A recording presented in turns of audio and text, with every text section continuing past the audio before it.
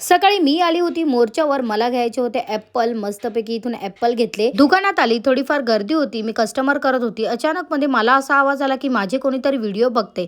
मी बाहेर बघण्यासाठी गेली तर हे दादा माझे व्लॉग बघत होते. नंतरला शाळेची मुलं आली होती मला भेटण्यासाठी, त्यांना हॅलो हाय बाय केलं.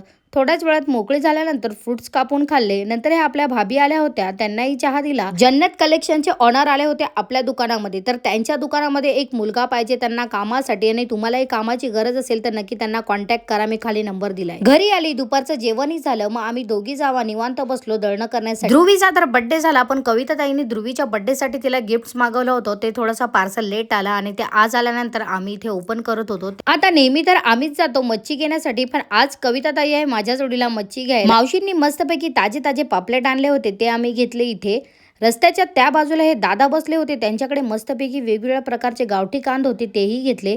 नंतर आलो आम्ही स्टँड एरियामध्ये भाजी घेण्यासाठी. भाजीच्या दुकानाच्या बाजूला इथे चायनीज सेंटर आहे, इथे खूप मस्त चायनीज भेटतं. तुम्हाला पण खायचं असेल तर नक्की जाऊन भेट द्या. विष्णू काकांची कॉफी तर मला खूपच आवडते, पण आज मी कविता ताईला पण घेऊन आली होती विष्णू काकांच्या हातची कॉफी प्यायला. आता कविता ताईने कॉफी पिली, मी इथे दूध पिलं, आणि हे बाबा मला भेटले जे की विष्णू काकांकडे चहा प्यायला आले होते, मग त्यांचाही व्हिडिओ काढला. बाजूलाच तंजिम काकांकडे मस्तपैकी संध्याकाळच्या टायमाला गरमागरम नाश्ता चालतो. मग काही ते समोसे गरम गरम काढायला घेतले होते, ते आम्ही पार्सल घेतले पोरींसाठी. आणि इथे निवांत आमच्या अज्जूदादांचा नाश्ता चालू होता, एकदम एक बाजूला बसून आरामात. जवळजवळ 1 ते 1.5 तासांनी आम्ही पोहोचलो घरी. तोपर्यंत आमचा बाबूही बाहेर खेळत होता.